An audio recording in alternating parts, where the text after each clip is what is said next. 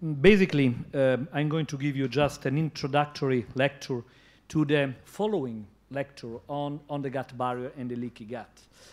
I think that, as you saw by the presentation before, the gut barrier is a big mixture of microbiota, bacteria, virus, archaea, yeast, and so, and other anatomical components. And basically, all of us just study in our School of Medicine, we basically studied only the anatomical component of the gut. So probably this is one of the main reasons why so many people are in this kind of courses, because really we are going to go with a new anatomical concept, bacteria and real anatomical components working together all our life. The problem is that, and this is the main objective of this afternoon session, is to go not only in the gut barrier, that like I said, the gut barrier means like the microbiota, but there are different gut barrier. There is an oroesophageal gut barrier, a gastric gut barrier, a small bowel gut barrier, and probably within the small bowel gut barrier are going to have at least 5 or 6 different barriers.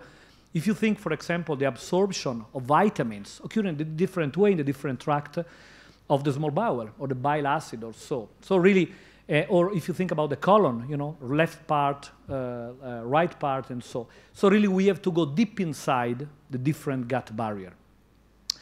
In the first part of this day, we spoke about the microbiota. Few concepts. We know that they have a lot of different action, and if they have a different action, this means that the gut barrier have a different action. We knew that there is a very important immunostimulatory action, but we also know that the immunostimulation occurs basically in the small bowel. So every time that we speak about the immune activity of the gut barrier, this means the immune activity basically of the small bowel. When we deal about metabolic activity, so the action of microbiota on obesity and insulin 2 diabetes, this means that we have to introduce the big concept of the nutrient sensor pathway. So for example, how the gut microbiota, the adipose tissue, the brain, the liver, the pancreas, all these organs, the stomach, they have to speak to each other. And basically, this kind of talk starts from the bacteria of the colon, so another part of the gut barrier. So basically, we have every time that we have to think that every time that we speak about the gut barrier, we have to speak about an organ that can be more than 8-9 meters long. The bacteria, you saw that today we introduced the concept that everybody of us has a different human gut enterotype, and basically probably we are going to have 1,000 or million or billion of individual enterotype. There is the enterotype of Michael that probably grew up in London and is traveling all around the world, so he's going to taste many different diet and cooking. And there is the diet probably of my nephew, that is 4-year-old, that grew up in Verona, and for sure they have a very different enterotype. The problem is that basically, as you saw from the presentation of today, the human enterotype basically remains constant. But there are a lot of conditions, and now we are entering physiological and pathological derangement of the gut barrier, many conditions that can determine a change in the gut microbiota stability. One of these determinants is the diet.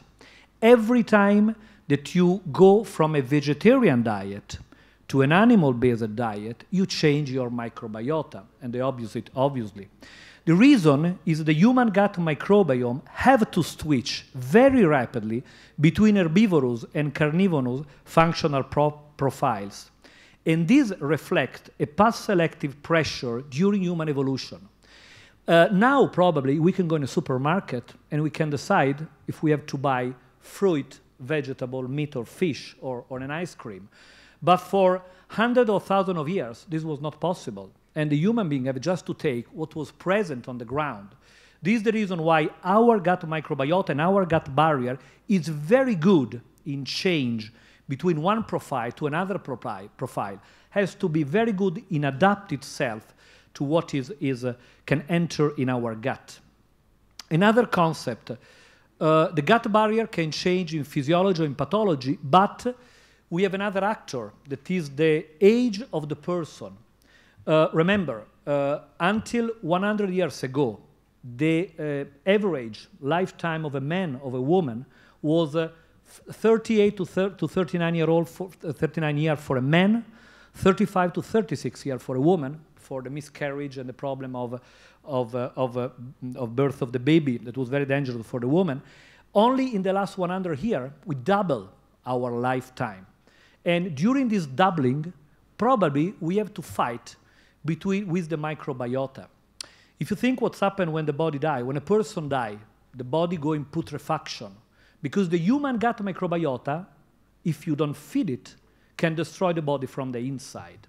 So usually, in the very old person, in the very sick person, the microbiota can become an enemy. But it's not enough, because there are other physiological conditions that can change the gut barrier, can change the gut microbiota. These, for example, are the female hormones. When an immature female became mature, the gut microbiota change. If you start or if you quit smoking, the gut microbiota change. This probably can have some relation with the activation of inflammatory bowel disease when you start smoking, and in other cases when you quit smoking, because you change gut microbiota. The big problem is that up to now, in the first 3 hours of this meeting, we just spoke about microbiota. But not only microbiota is there. In the gut barrier, we have specialized epithelial cells, intestinal epithelial cells, and you will see in the following presentation the role of esophageal epithelial cell, gastric epithelial cells, small bowel, colon epithelial cells. We don't have only epithelial cells, because as you saw from the presentation of Patrice Cany, we have a very deep mucosal barrier, and usually the mucus is produced by the goblet cells.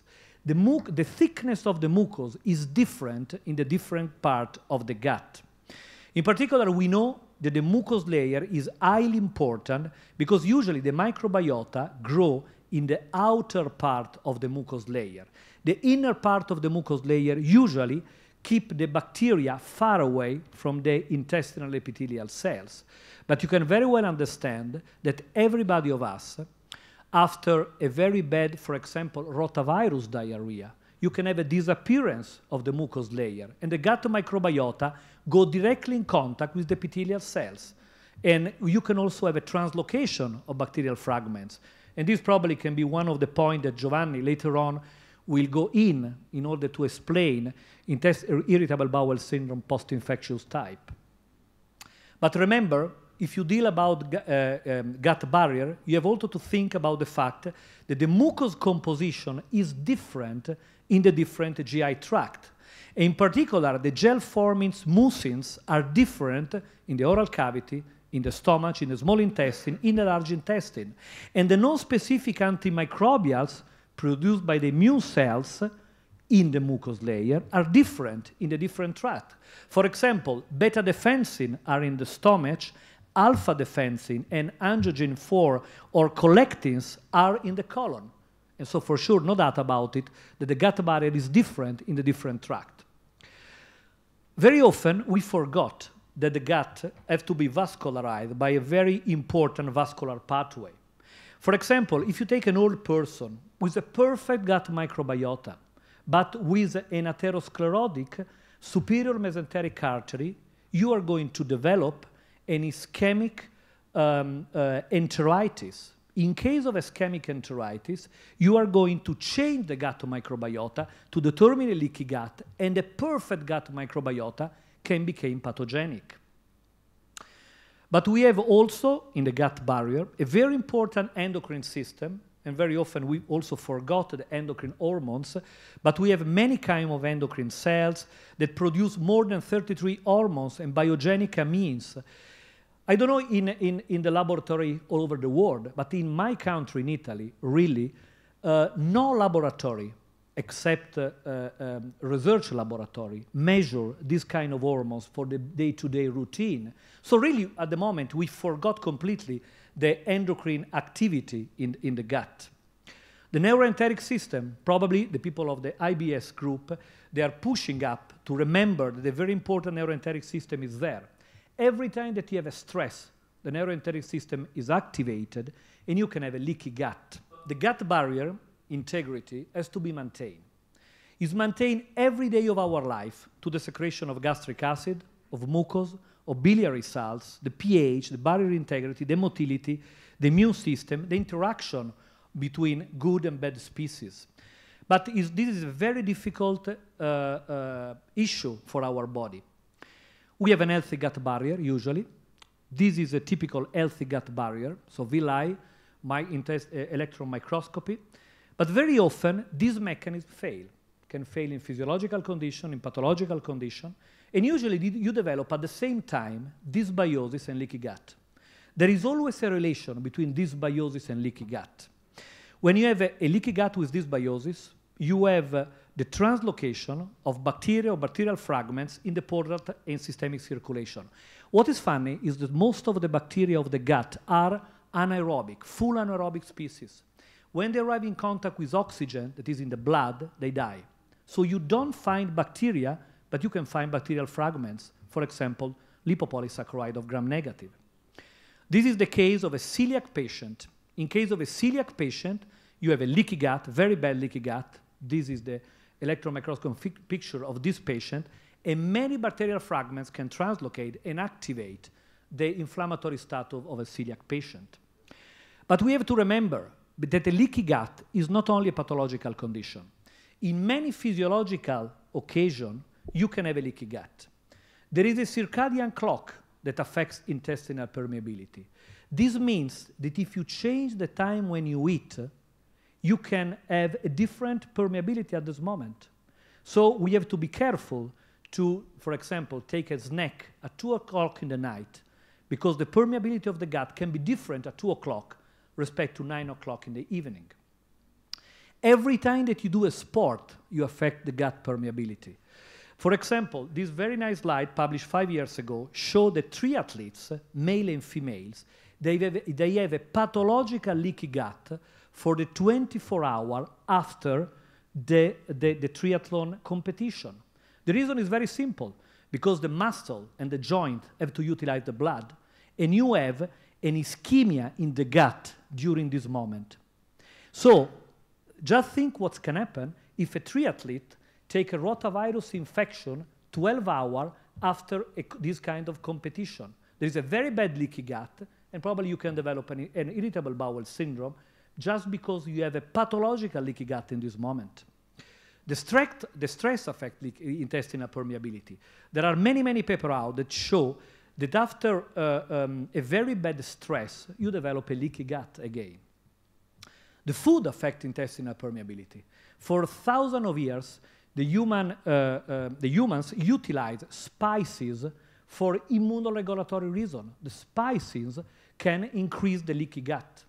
Remember, every time that you have a leaky gut, you have a translocation of bacteria, and this translocation increases the activity of the immune system. This means that some spices can increase the activity of the immune system. This means that you are protected if you have a bacteria, pathological bacteria, in the food. Ethanol damages the gut barrier. Every time that we take a glass of whiskey or rum or gin or whatever, you develop a leaky gut. For sure, it's a transient, short-time leaky gut. But if you exceed, this can become pathological. For sure, we have also, and this is the issue for Giovanni, a lot of diseases associated with barrier defect. And there are a lot of, I don't know if they are physiological or pathological condition. Every time that you take a proton pump inhibitor, you develop a dysbiosis and a leaky gut. Every time that you take a steroids for an ulcerative colitis, for rheumatoid arthritis, you develop dysbiosis and leaky gut. And all these conditions are highly important in all the gastrointestinal and liver disease, inflammatory bowel disease, dysbiosis and leaky gut, GI cancer. And now we don't have time to enter in this issue, but probably you know that tomorrow we are starting the Helicobacter meeting, and you know how much Helicobacter, that is a component of the gut microbiota, how much Helicobacter is important in the stomach cancer. But now many evidence are coming out that, for example, Fusobacterium nucleatum is highly involved in colon cancer. IBS, this is an issue for Giovanni, but you know that very often in intestinal bacterial overgrowth is characterized by dysbiosis and again in a leaky gut. The gut microbiota of IBS is different from healthy people, and again, dysbiosis and leaky gut. Obesity and metabolic syndrome. Today you saw the fantastic presentation of Patrice on the dysbiotic microbiota of obese subject, the fact that the microbiota of obese animal can be transferred to lean animal, and the lean animal became obese.